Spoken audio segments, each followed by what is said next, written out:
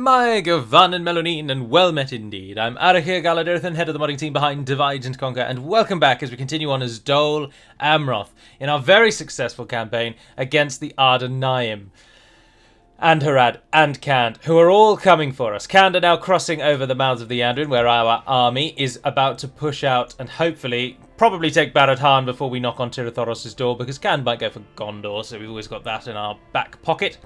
In the south, we've taken Khaldun and killed the head of the Ardenaim. What was his name? Gimilcard. But his son is out there somewhere, lording over these traitorous fools. We do hold the city of Umbar, but the garrison in the new capital of Ardumir is growing in size. So we're going to need to get some troops south to Umbar. So we are going to need that army to get out of the fort sharpish and head south. But for now, we are about to end the turn. I don't think there's anything else we're doing. We're only just about making money, about 2,000 coins. That's with our army in a fort. So things are going both bad and good. Now, something I should say, first of all, I have edited the music, so hopefully it will now work. And I've updated and created a new YouTube copyright-free music song playlist, if you will, for Medieval 2. And so if anybody needs a copy of that, let me know, and I can give you a link to download it. And it will just give you copyright-free music, all courtesy of either the base game itself, Adrian von Ziegler, or Vindsvept on YouTube. And so I've set up some new music in that regard. Oh, Eredluin rejects the gift. They've stayed good. In changing the playlist, you might hear some songs you haven't heard before, because I uniformed, I brought order to the very disorganized first go of the YouTube copyright-free music that I did in the past. So now there are 30 different songs that might play on the campaign map, and there are about 30 that will play on the battle map, whereas before there were anywhere between 10 and 20 songs for either the battle or the strat map. So there should be a bit more variety, but we shall see. Right, Kand haven't really come out for us, and Barad really is on our list of things to get and get quickly, so we are going to push straight for that. But we have got to be cautious because they will come. And our army is really quite weakened. But we don't have any money, of course, and we don't have any troops to even send south, even if we wanted to. And we've got to watch out for the Haradrim, who will be coming as well. Yes. You are brave to seek an audience with us. They're not very happy with us, though. Look at that. Even a beggar would speak. If you came to insult us, dear. It has worked. The other thing that I wanted to say is that, unfortunately, after the release of the Northern Dunedain faction overview, and a lot of people saying that they're not actually able to train any of the Beacon of Hope units after they have first recruited them, I've done some testing, and it is indeed, I'm very, very ashamed and afraid to admit that the beacon system is currently completely broken, and the only units you'll ever actually be able to train are Gondor, Dol Amroth, and Ruidour, because they aren't in the mercenary system. All other mercenary units are currently broken, so I apologise very much for that. You just simply won't be able to train any. It should have absolutely not made it through our testing phase, but it did. So I apologise for that. But then we're not being paid, so what the hey. It is a remarkably easy fix, and I don't know how we'll go about fixing it. I'd say it's remarkably easy. There are actually some caveats to that, so we're going to have to think. But it is at this moment looking very likely that the beacon system will move away from the mercenaries and back into the barracks, I'm afraid. But we shall see. Time, as always, will tell. Oh, no. And Harad are coming. Oh, goodness gracious. Harad's gigantic army is coming. Do note, though, the Ardenaim don't get a last stand script, because they're a horde nation. When their last region dies, they'll just go horde. So you have to kill them off either through regicide or constant warfare, grinding them down. But they don't get a last stand army, so we don't have to worry too much about them dropping down. At least I don't think they do. I think we just did away with it because of their horde nation. I could be wrong. But what we are definitely going to have to do is get that army away from the south. We're never going to be able to hold back Umar or Utbar. There's just simply no way. And I think Umbar and Khaldun are going to fall into Haradrim hands. But at the moment, if they fall to Harad, we won't get attacked by Ardenheim invasions, and if we can shut the Ardenheim down to 2 measly backwater provinces, then at least that's one enemy dealt with. We then can do a solidified, unified front. And we're only about 20-ish turns away from Cannes deciding what they're doing. So, but in the meantime, as I say, and in any event, we just can't defend Umbar. There's nothing we could do. That army is too great. Even Imrahil isn't going to be able to stop that. And Adrahil as well. We don't have a ship, of course. We have nowhere to run. I can't see it as being any other way than it's time to burn them to the ground. That is what we're going to do. I'm sorry, everyone. It's so rubbish, really, isn't it? But, right, you guys get across because you're more important than anything else. So you and you move back to Captain Thorengil. And Thorengil, if you can get out, then get out. Otherwise, we're burning everything. I might even try and sell them to Umbar and to Harad, actually. Oh, I didn't mute it, did I? Sorry.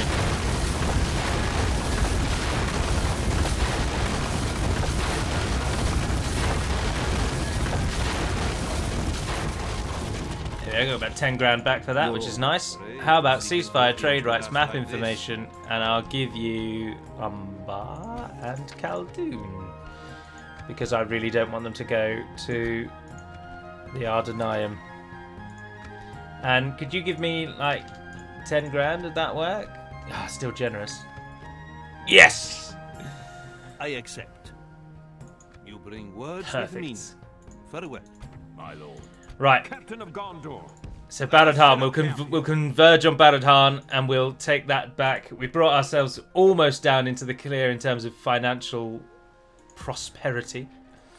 We haven't got any units that we're paying for unnecessarily, have we? No. But I did note that Avaloban has crossed over the river there. Maybe he's going for Gondor. But let's end the turn again and see what happens.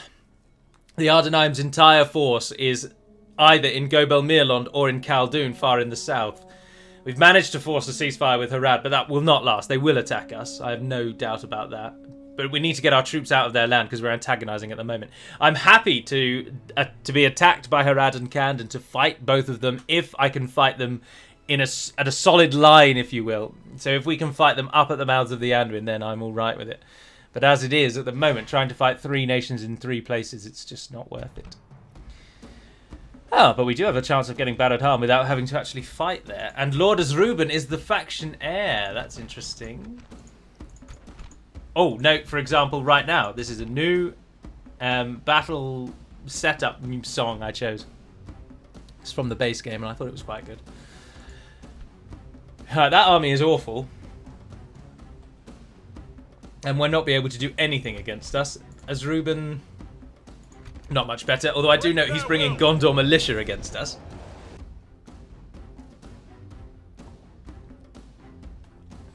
Turned Gondor militia, our own brothers and sisters, fighting for our most hated enemy. Can you believe it?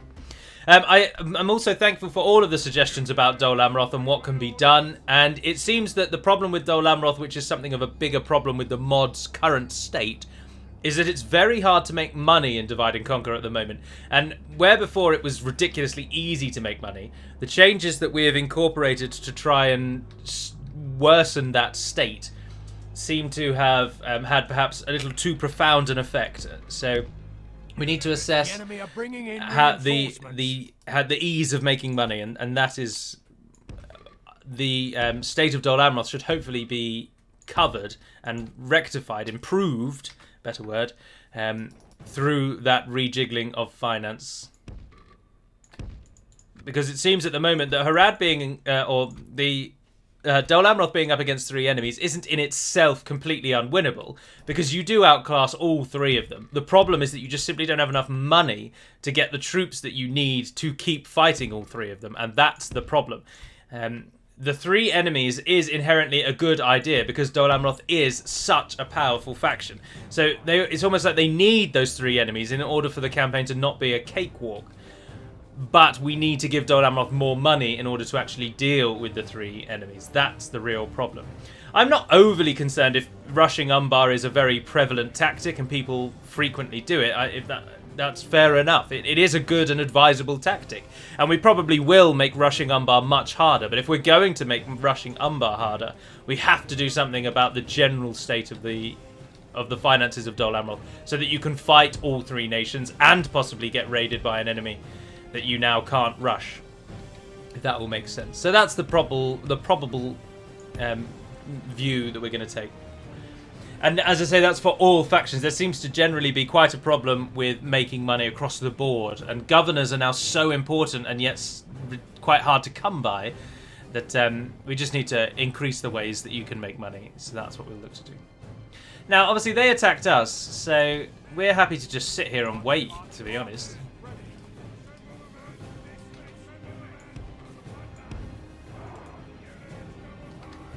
Right, into positions, there we are. Let's start firing. We've got our own cavalry unit we're going to use here today. I didn't realise the Rosadown Bowmen. Oh no, they do have a few people. I thought they only had one man in them. I was amazed. Right, let's try and kill the general in a fantastic charge. Go on, he's standing right there on the left. Go on, someone hit him. Wow, that was a brilliant charge, but we didn't get the general. But we came out of that with no losses. Ah, Hugh Jackman, you're a fantastic leader. Right, try again. Whilst you're peppy and ready to go, and you've got a lot of oomph. Oh, look, we just charged right into him. How did that not kill him? Pull out again before you take losses. Oh, too late. 3 of them are down. Right, let's go and shut down these bowmen, shall we?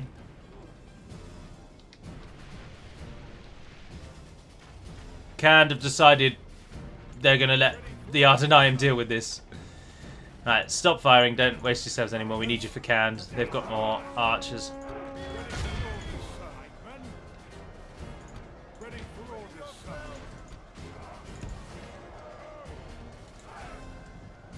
Oh, you lost a man in your charge. The battle is very much Against in our bowmen of all things. Victory will be ours. Right, pull back because their cavalry's coming now. Right, fire.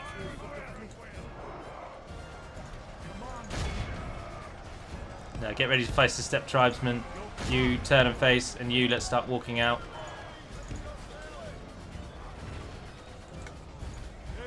The Naru are getting beaten down. Naru and Aru dying off to low tier units. Who would have thought it?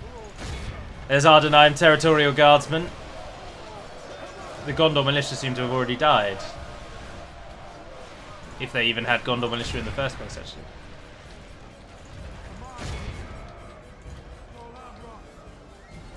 I'm so used to his portrait being the mariners.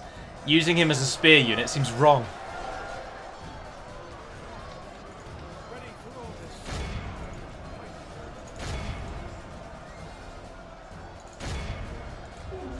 Here we are, Pikes. Deal with it.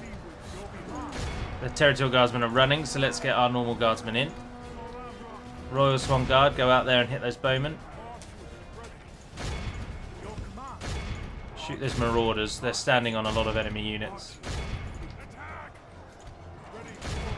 Ah, there's the Gondor militia. They linked up with the Khandish forces. They have lost half their men. They have lost an awful lot of their men.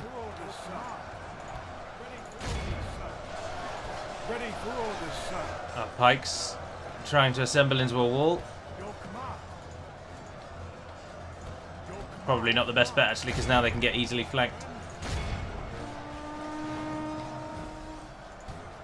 Oh, our general did good on the enemy archers there, though. That new target. Target those Khandish hunters, or... Hunters? Hunters are way off in the distance. Those marauders are never going to do anything against you, so don't worry about that. Favor. Victory will be ours. Only half the enemy general flees like the coward he is. Oh no. Press onward and break the spirit of his army. The enemy general is the marauders. Why do they always choose such a weak unit as their bodyguard? Where is the... What decides who is going to be the general? Because it needs to be addressed.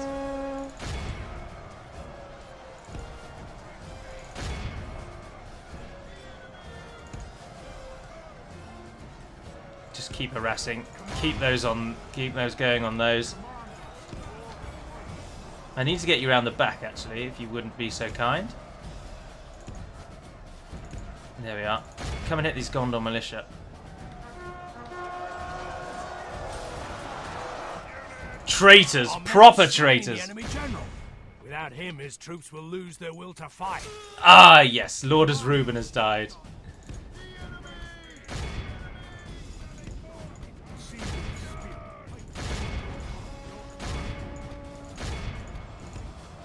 Now we've just got to deal with their stupid archers. If we continue like this, we will smash Oh no, they're running away. So what is staying? The Rosedam bowmen over there. Don't worry about them. Let's capture as many as we can while they keep firing at us. We've got the bulk of the armies though, 93%. Yeah, I don't think anyone's getting away from this. Let's go and end it then. Fantastic victory. Absolutely fantastic. Lordus Reuben dies. When the end turn ticks by, we'll take Barad without a fight. Behold how our cowardly foe runs. Nice. It's time to press our foe. 241. Utterly vanquished. Let all who remember this day remember it as the day of our most glorious victory. 216 kills, Amrothian archers. 189 kills, Amrothian archers. 179 Amrothian pikemen. Fantastic. Absolutely fantastic. And just what we'd expect to see as well. Archers with pikes in support. For that is the Amrothian way.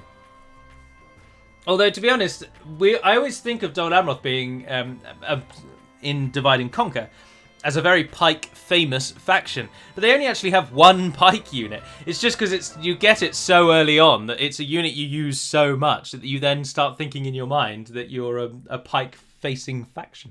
It's the same reason why Ered Luin are more defined as a pike nation, when Khazad-dûm actually have a much better single pike unit. But by the time you're actually using the first legion of Khazad-dûm, you would have been using both types of Ered Luin pikes for most of the game. So they, in that logic, they are then more readily available and more defined as a pike unit, a pike faction. Right, we succeeded. The Ardenaim have pulled out of Gobel Mirlon to come for us. I will only address a captain with garbage units. Oh dear, Gobel Mirlon. Gobel Mirlon, what have you done? What have you done? We'll make camp.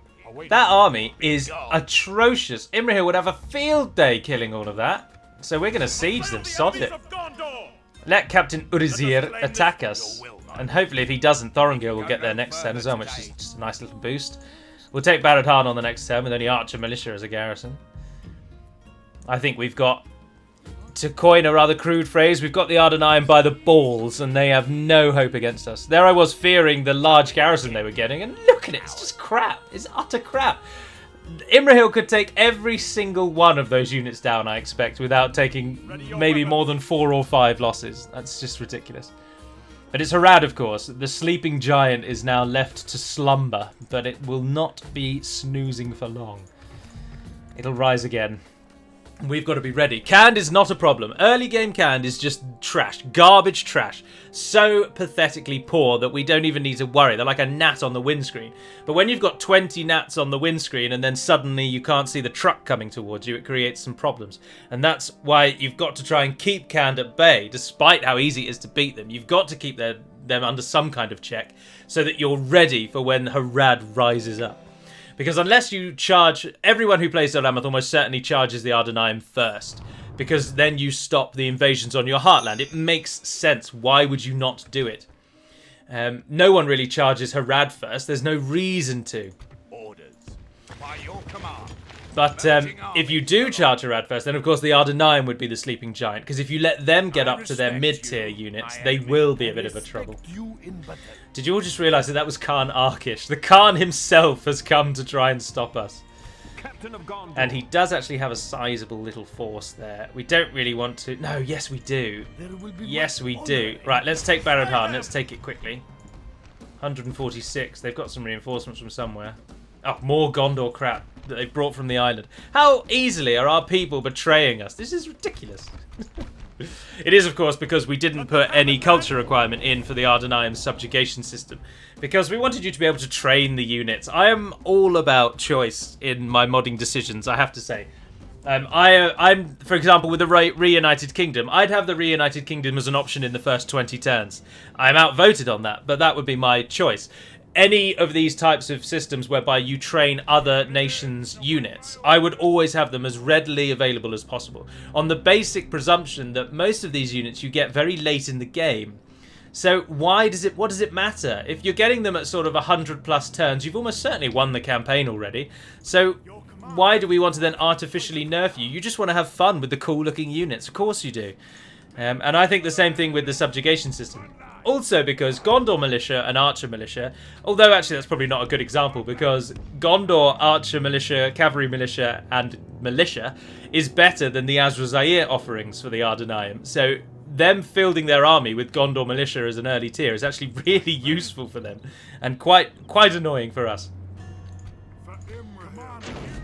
Right, Baragund, you're going to be the one that goes in and we're going to hopefully brought up more men. Shoot as many of them as we can. The rest of you are going to be the ones dealing with the threat. Oh, I'm facing the wrong way. Dealing with the threat. That was like a comedy skit, wasn't it? They'll either come in that gate or they will actually come and try and stop us. So, we'll try and stop them. I don't actually think Baragund will easily kill the archers in the town square. So, on the assumption that the enemy archers are going to come for us out here, then let's actually put you like that, create a wider line, get the archers up to go in behind there, and have the cavalry out and ready. I know that isn't actually Hugh Jackman, but it really, really looks like him. But I don't think it is a Hugh Jackman portrait. Right, is the AI coming for us or are they going for the gate? No, it looks like they're coming for us. And they're running while they're doing it. The battering ram is in place. It'll not be long before our enemy's defenses fall. Yeah, no, we'll take that bait. Go on then. You guys stop him and wait for the pikes to get in. And then you two fill up the slack there. And you run forward. Come on, Pikes. What is taking you so long? The battering ram, the enemy general abandons his... There we are. He's gone, and we only lost one man. The battering ram has smashed down the gate. We've captured the enemy's walls. There we are. If you just go and stand there for me. The enemy's Thank you. general. Right, now go and kill the archer militia. Cowardly dog to turn tail and run. Get the other pike units to come in quickly. I completely forgot about them.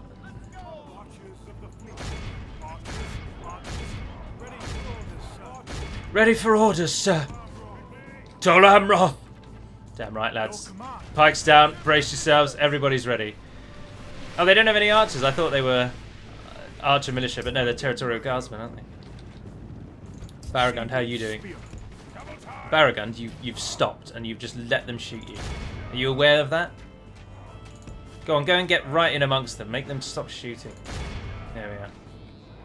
You outclass them very, very much.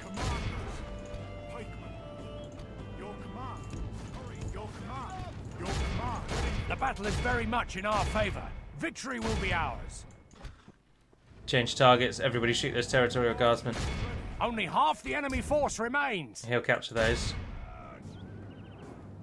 What are you doing? Behold how our cowardly foe runs. It's time to press the attack. Go on, there's one more. Our men have slain the enemy general. Without him, his troops will lose their will to fight. The enemy general's fallen. Baragund has killed almost all. So they took down 30 of him with arrow fire. And then as soon as he got into melee, it doesn't look like a single Seaward Lancer, or Spearman, sorry, has died. Oh no, there's one. Like, what, 1, 2, 3, maybe 5 at tops, and they've killed the entire Archer Militia battalion. And those ones, did you see that? They're from the Principality of Mirlon. So they've shipped them up from Mirlon to get here. Behold how are we awed ridiculous. by the victory we have won here today. I thought they'd come from Gobel Tolfalas, and that is the sole reason why I like the Legion system. I know that Legio 4 or 6 or whatever is slightly immersion breaking, but what is cool is seeing Principality of Mirlond, or you get to actually see where they came from. I really, really like that. And I know some people are ambivalent towards that, but if you're ambivalent towards it, then obviously you're not bothered either way. But some people obviously actively dislike it. But I would think most people are ambivalent or do have some sort of soft spots for it. The new factionaire is that fellow out there. Our realm is expanded. Our realm is expanded. It will be an honor defeating you. All we need to do is get some sort of unit over there, but we can't get anything in the sea without them jumping, without them just homing in on us with their cheating AI. Right, our Gimmelzor is the faction leader, and Lord of Loben is the current factionaire, annoyingly. Maintain order. And so if we kill Gimmelzor, which we're about to do, Captain of Gondor. Avloben will become the faction leader. But we're going in. I know we've only got one battering ram, and this one has real walls. So this one could be a mistake, but we're going to do it anyway. Also, Gimmelzor has Ardenheim Armsmen as his bodyguard, who are much better against infantry than the standard Ardenheim bodyguard ever is. So this one will be a bit of a challenge. This is what an Umberim city looks like on the battle map. So still very Haradrim, i.e. Middle Eastern inspired. Commanders. Yeah, you're a good one to sacrifice to go for the gate. I assume they'll pull back to the square. We'll have to just wait and see. We don't want anyone getting shot unnecessarily. Oh dear, if that battering ram does go down, we are scuppered. Go on. No, damn it. We have nothing to be ashamed of. We went too soon. We played our cards too soon. But then there is a giant Kandish army coming for Barad-Han, so with this defeat, we'll hopefully see our army kick back towards Barad-Han so we can move and support the city. I was hoping to quickly take Mirlond and move on, but I'm not bothered if they keep Mirlond. The army that they've produced from here, in inverted commas. I mean, they have produced it, that's not fair. Retreat. But the army that they have created here is rubbish. I'm not concerned about that at all. But I am concerned about Karnakish arriving at Barad-Han. But he'll siege it for at least one turn, which should give us enough time to get back. Although we're 2 turns away, bugger. We'll have to just wait and see, won't we? Let's end the turn. That is exactly why you need to build more siege equipment. I'm surprised it took them that long, though. In one turn, they couldn't build 2 battering rams. Oh, no. The door's been left open. It's alright. We're coming to the end. She can just moan away. It's raining very heavily here in England today. And so, and Calame can't go outside, so she needs someone to entertain her. And Jessica is failing in her duty. I'm sorry. I'll take her back. Keeping her outside. Right, there we are. Now, they won't have any siege. They absolutely will not have siege. And interestingly, they've sieged with the small army, not the large one. Oh, dear. The AI never ceases to absolutely astound and amaze me. They've taken their garrison back. But that's all right. You guys sit in Gobo Mirlon. We'll be back. Onward. Be gone. Oh, bugger off, mate. Slay them. Gondor is victorious. We can't get any closer anyway, but... yeah, that's so stupid. They've sieged with the army, which will take like 6 turns to build even 1 battering ram.